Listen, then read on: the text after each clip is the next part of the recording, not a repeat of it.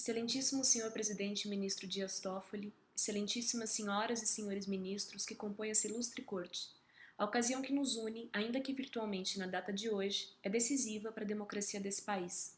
Enfrentamos uma conjuntura em que as certas instituições, não raras vezes, têm se colocado o indispensável fardo de uma defesa constitucional coerente, leal a valores republicanos que nos regem e contrária a iniciativas desconectadas do nosso anseio por uma nação livre, justa e solidária.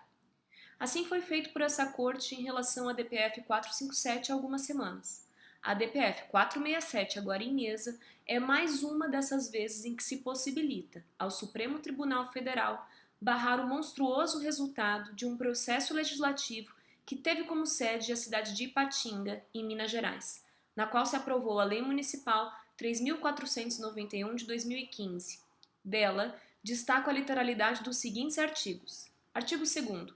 O Poder Executivo Municipal adotará, além das diretrizes definidas no artigo 214 da Constituição Federal e no artigo 2º da Lei Federal 13.005 de 2014, excetuando o que se referir à diversidade de gênero, as diretrizes específicas do PME.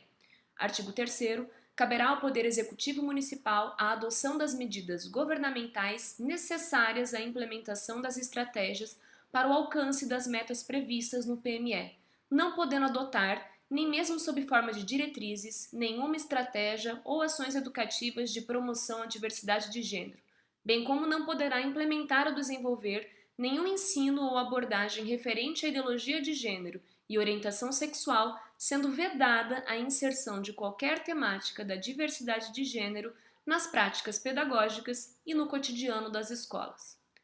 Como vice-presidenta da ANAJUDE, uma associação dedicada às pautas de igualdade de gênero, faço da minha a voz de uma pluralidade de acadêmicas sérias que dedicam mais de meio século de estudo sobre esse tema, de uma pluralidade de ativistas corajosas de direitos humanos em um país onde não é seguro sê-lo, e de cada pessoa desse país que já sofreu violência física, verbal, psicológica, simplesmente por ser quem se é.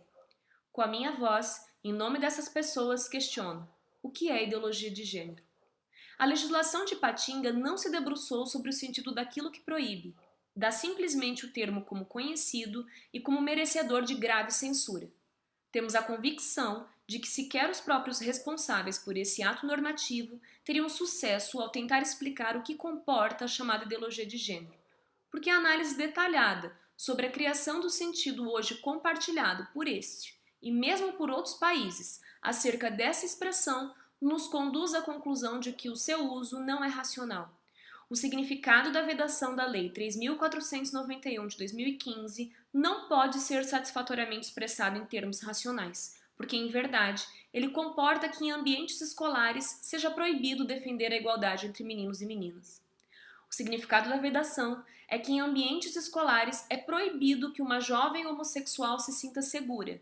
O significado da vedação é que ali, uma adolescente transexual deve se sentir humilhada e não amparada.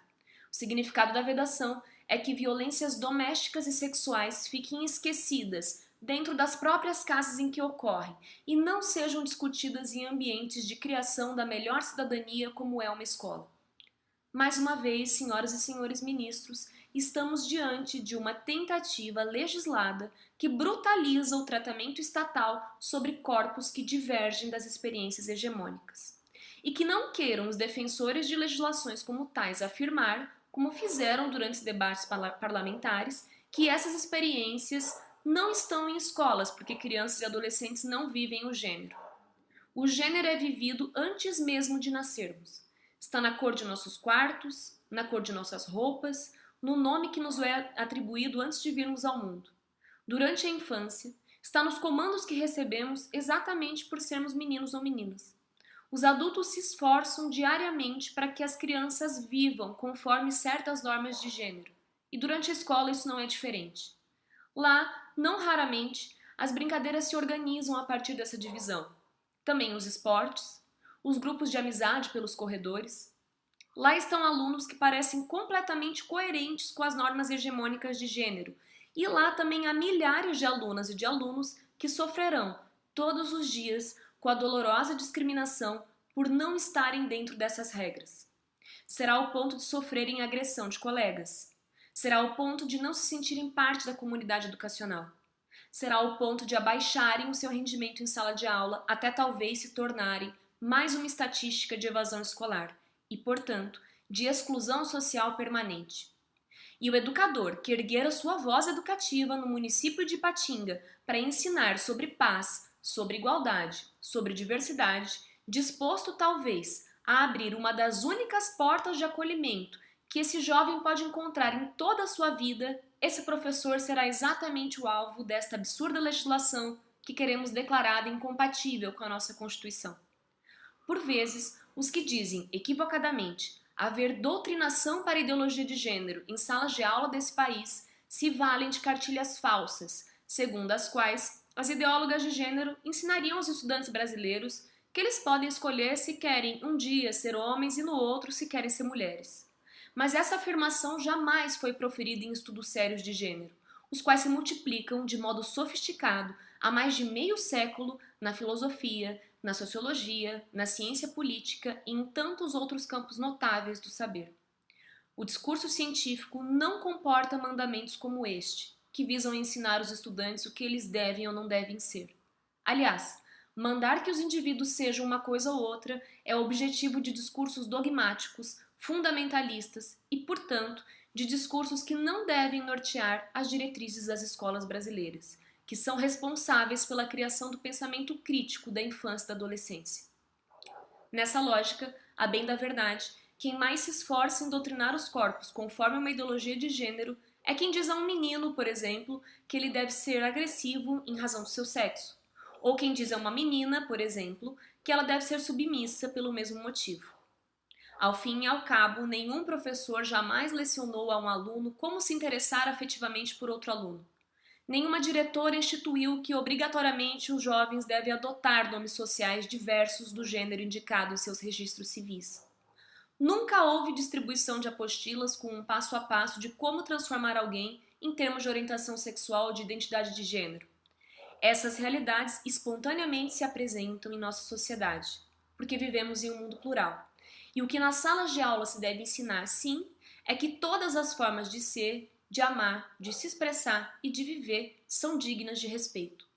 O que tem feito as teóricas de gênero é possibilitar a reflexão sobre as imposições sociais e culturais que segregam, discriminam e assassinam. Isso permite a interpretação crítica de variadas práticas que limitam oportunidades de integração plena de relevante parte da população. Aos alunos que se enquadram no padrão dominante, introduz-se a noção de respeito ao outro, criando uma necessária cultura de paz.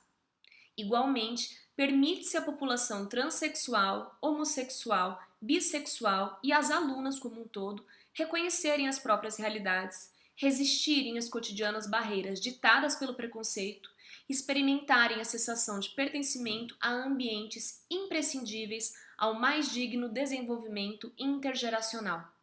Como se percebe, a Lei 3.491 de 2015 deste município atenta contra a parte considerável da população infanto-juvenil, cuja sobrevivência digna exige a circulação de conteúdo sobre gênero em sala de aula. A carta política normalmente lançada por certos grupos de que crianças e adolescentes necessitam ser protegidos de transformações progressistas é reiterada na história. O divórcio, quando era proibido no Brasil, dizia-se arriscado porque poderia confundir os filhos do casal. Assim também reproduziam na época em que essa corte, brilhantemente, reconheceu os efeitos jurídicos das relações entre pessoas do mesmo sexo. Dizia-se arriscado porque crianças não compreenderiam essa união. Como se vê, a limitação de horizontes de parte do mundo adulto é atribuída, sem qualquer respaldo, para esse público, que é normalmente identificado como o futuro da nação. Para que não seja um futuro caótico como o presente, será preciso que caminhem rumo ao progresso, e a cooperação entre família, Estado e sociedade civil é crucial para tanto. A cooperação não significa a adesão da escola a valores familiares, porque isso tornaria necessário que houvesse um professor para cada aluno de um Brasil tão heterogêneo. Significa, assim, o atravessamento por pluralidade de visões de mundo, dentre as quais hoje estão comportados os direitos humanos e fundamentais.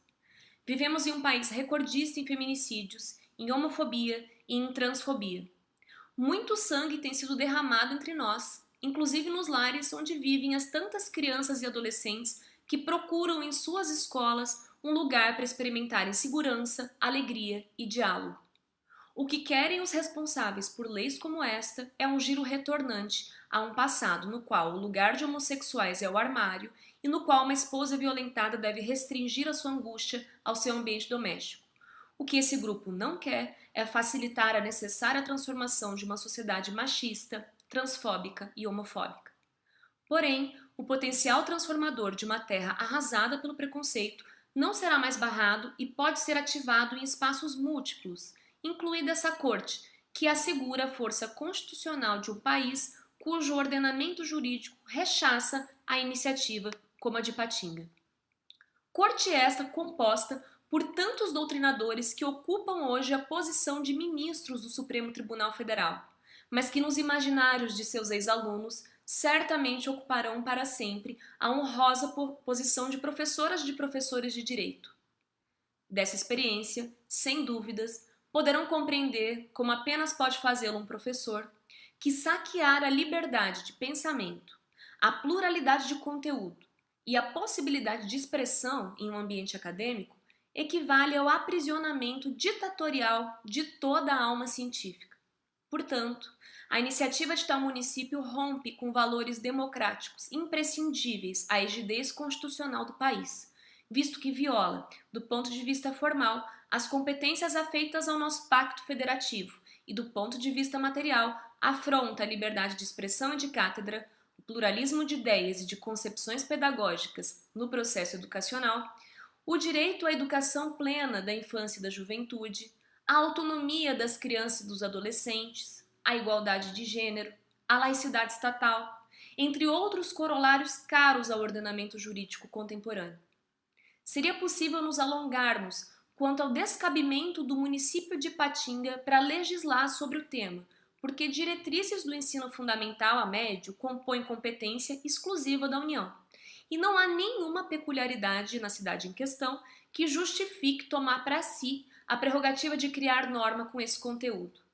Contudo, para que nenhum outro ente federativo, ainda que competente para tanto, queira em breve amordaçar a educação e violentar minorias políticas através de iniciativas como a presente, pleiteamos que essa corte decida sobre o mérito da questão, conforme tem sinalizado em seus brilhantes precedentes, revisitados em inúmeras petições e memoriais que compõem esses autos.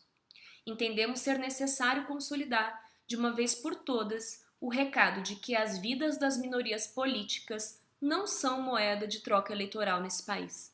Obrigada pela atenção dispensada.